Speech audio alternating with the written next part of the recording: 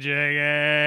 It's week 4. Welcome, everybody. What's happening, Jiggy? Where's your dun dun dun dun dun dun? It's That's Jakey Thursday. and That's Thursdays, Jake. Okay. Plus, we got some serious stuff to talk about, so I don't want to make light of things. For people to have a good day. Yeah. You ready, Jake? Yeah. In today's show, we're going to talk waiver wire, but because there's some kind of, I guess it's not breaking anymore. It broke like hours ago, but there's big news. The Tennessee Titans look like they're not going to be able to even do anything until Saturday. This is going to mess up a couple things, Jake. And I think I just want to take it from the perspective of the commissioner who's going to have to deal with this crap now. That Minnesota might be affected. Tennessee might be affected. The teams they play might be affected. Before the season started, everyone was talking about, this special COVID-19 IR spot. Is this what you can use it for, Jake? If you were the commissioner, would you be like, yeah, I guess if you have James Conner, I guess you can put him on that COVID IR spot, even though he doesn't have COVID, even though on his team does, but the game's been affected by COVID. How do you work this stuff out? 100%. I kind of assumed that was what people were treating as both, is if a game got suspended and if a player did actually get COVID, that's what it would be used for. I think that it's an unprecedented situation that we're going through this year. I don't think you should hamper any owner that has to deal with this, because the one thing is a lot of people increased IR spots, or some leagues still don't use them and gave only COVID IR spots, or some people only added 2 more and didn't increase benches. So if you're not using it for this, then what did you even do it for? Like, why are you going to be sitting back there saying, let's, again, make clear, we're not saying this. I'm just pointing out speculation. Right. What if the Titans players are Derrick Henry and Corey Davis? What if it's that? Are you really going to sit there as a commissioner and be like, nope, tough luck. You just got to deal with whatever. Well, yeah, it's just, look, if you're the commissioner who you got to take the other side too, and they're like, it's just luck. This guy got screwed. No, it's not the same. My team shouldn't have to suffer. Because your team doesn't have to suffer. For all these people out there, I jokingly showed my flex IR spot. I filled it 9. I did it already. I hit bingo because we have 9 in flex. You have up to 9. Somebody's like, 9 spots is the most ridiculous thing I've ever seen. It's like, why? How's it hurting you? People are always like, well, then you have to make the tough decision. Well, really? So basically you're sitting there. That argument is, no, I got good luck, you got bad luck, so let me double screw you so I can enjoy it. That's really what it is. There's nothing else to it. True. Because I ran into it, this isn't fantasy baseball where you have a really long season and you can say, well, don't draft Stanton, that's your own risk. You know what you're getting into. Again, so 2 things here is there's such unpredictability with injuries in football to begin with. And then second, this is COVID. We couldn't do this.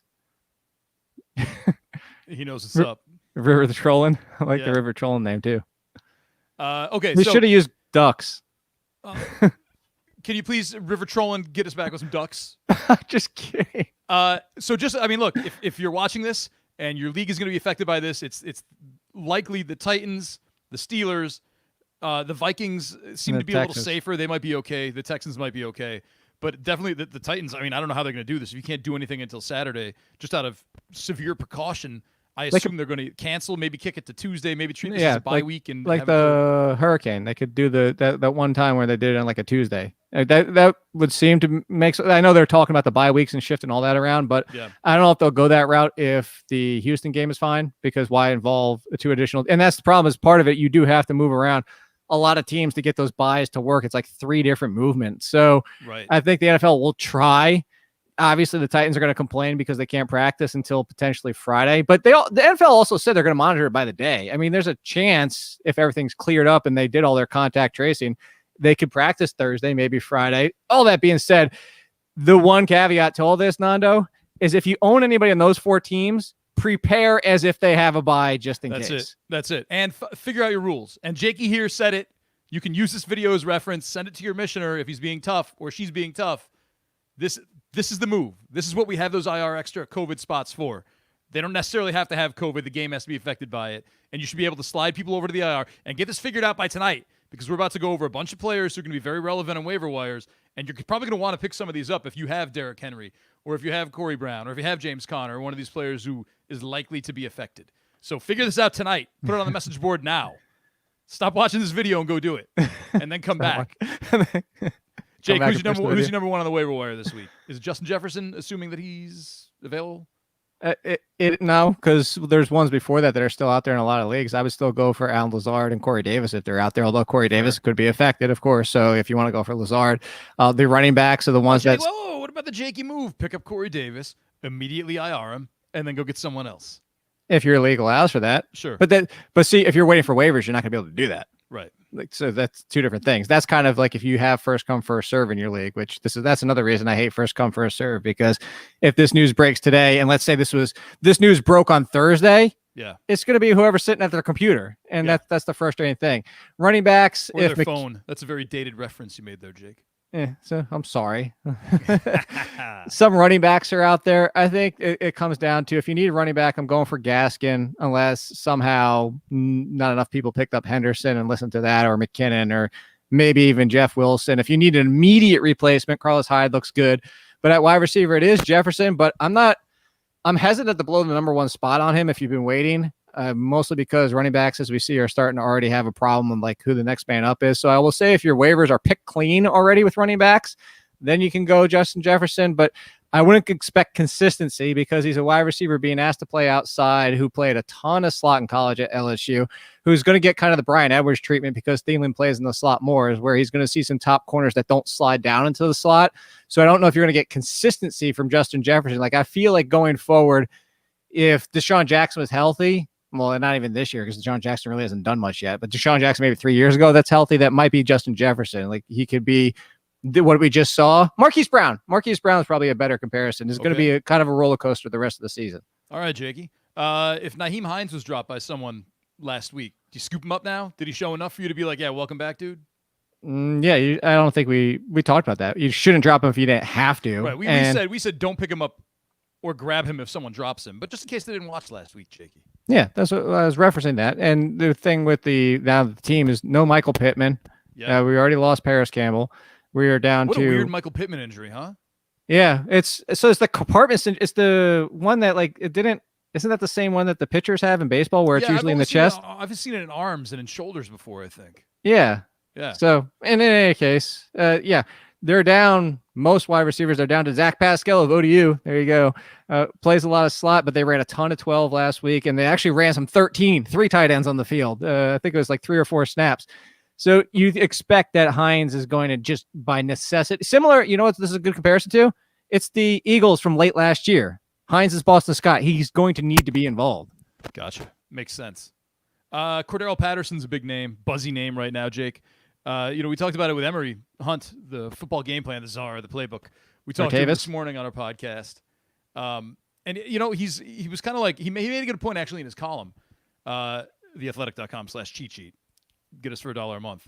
But he made a good point saying that Cordarrelle Patterson, if you use him too much, if you just slide him directly into the Tariq Cohen role, he's going to lose his effectiveness, from getting so much out of those 7 or 5 carries a game, or, 8 or 9 touches a game. How do you view him, Jake? Similar to that. I think that Cordarrelle Patterson is the obvious choice because that's not Ryan Nall. I thought you were going to talk about the fact that Emery was talking up the Artavis kid. Artavis Pierce. Yes. So he also liked Ryan Nall. He seems like everybody.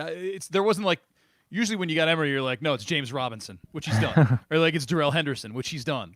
This time he was kind of like, Nall has a little bit of explosiveness.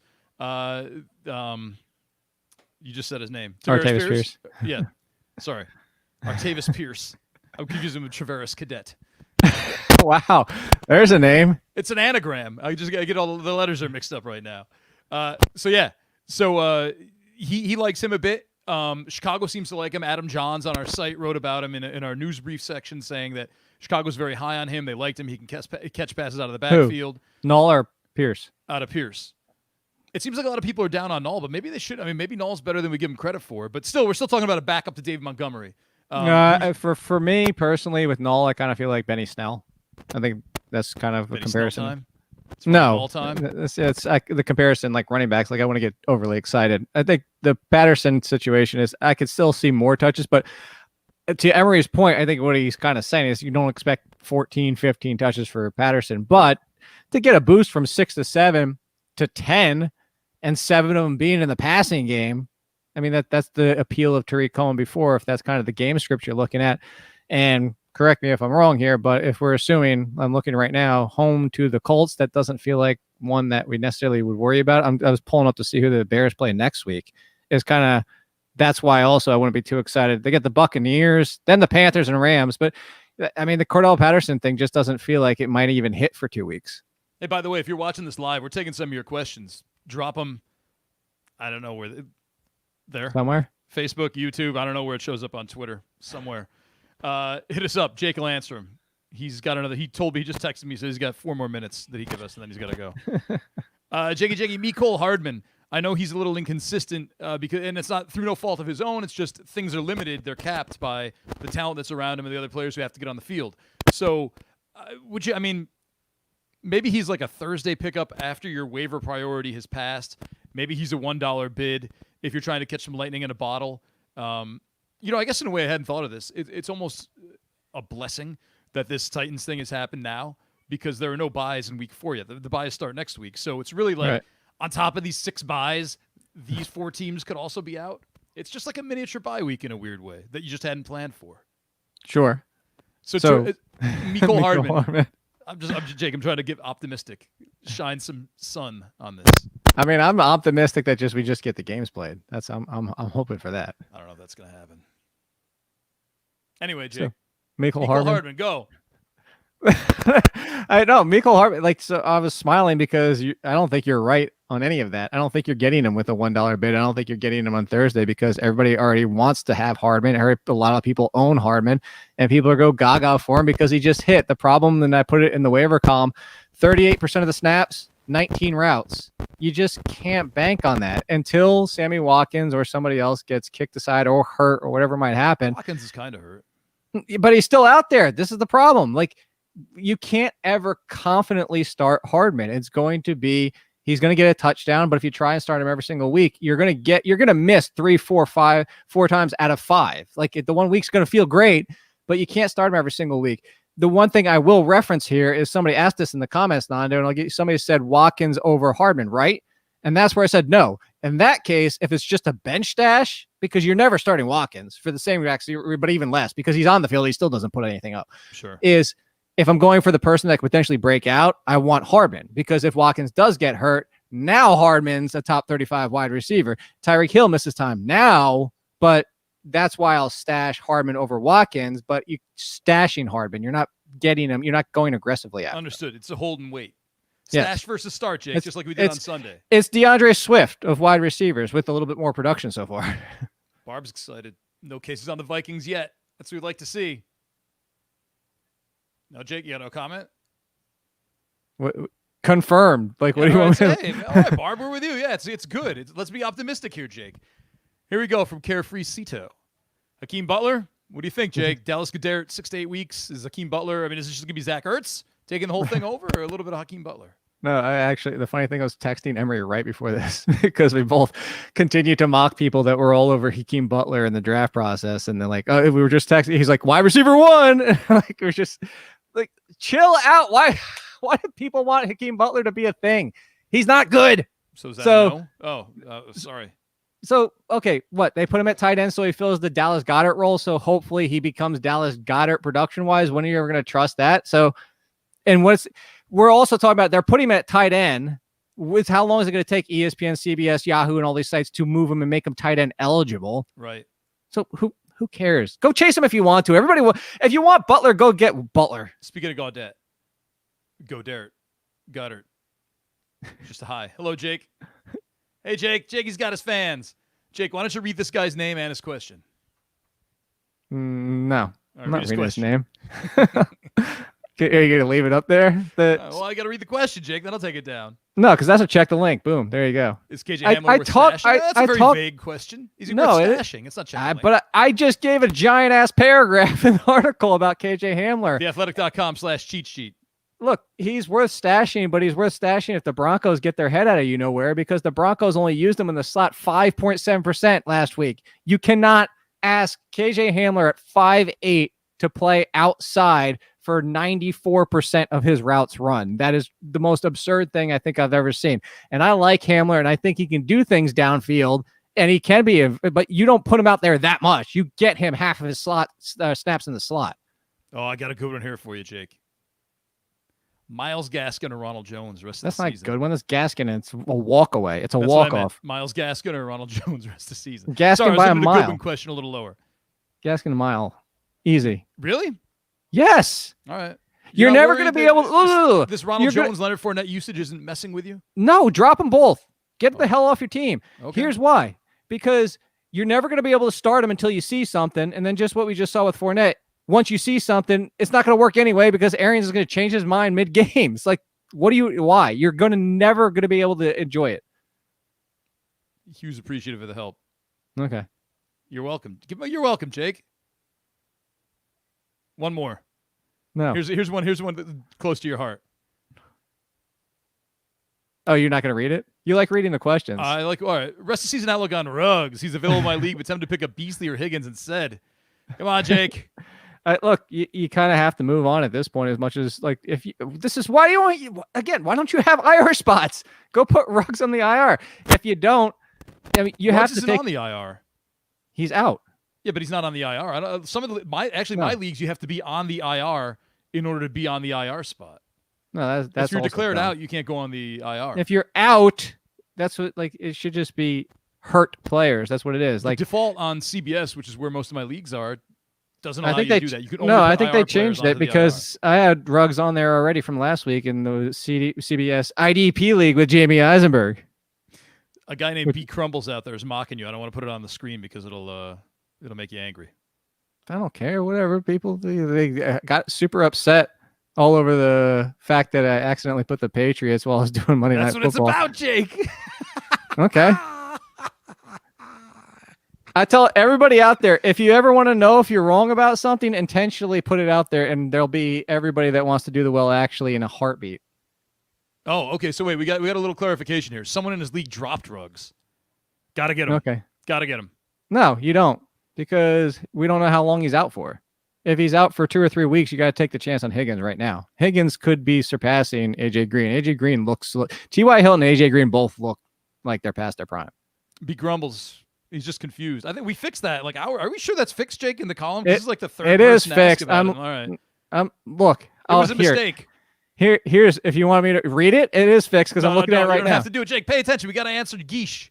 Beasley had the better matchup against the Rams in Week 3 and did well, while Davis was able to do some work replacing Brown. So there you go. Hey man, we write these things late at night. We edit them late at night. We love you, B Crumbles. Thank you for reading, though. Thanks for being a subscriber. Yeah. Davis went 4 for 81 when Ramsey wasn't on him. They should have similar success against the Raiders. Jake, come on, man. Don't give it all away. People got to pay for this. You can't sell Matt. .com/cheat sheet, $1 a month. Can't beat that. One thing. Here, to this question and everybody out there. Why do people always, I'm sorry, Geish or Geesh. Why do people always try to sell at bottom pricing? Like, don't. You can't sell Brown right now. Wait for him to have a good game and then go sell him if you want to get away from it. You can't sell when people You know, I've noticed that. Like, a lot of fantasy advice is always like, oh, buy low, sell high. But in order to do that, you got to take a lot of risk in there. I mean, you got to be the person willing to buy Hollywood Brown. And I'm sure a lot of people want to do that, but they're not going to pay what you want them to pay, basically. Yeah, that's the thing. Just put yourself on the other side of that trade, right? Yeah, I'll go buy Hollywood Brown everywhere because if you're going to get 80% in a dollar. Oak City Austin knows what's up. Stop reading your article on these things, Jake. Yeah, reading 2 sentences to somebody who obviously subscribes. Thanks again. There's our old friend Colin VO. Congratulations, man. Congratulate him, Jake. I did. I think on Instagram or something. Wasn't this a while ago?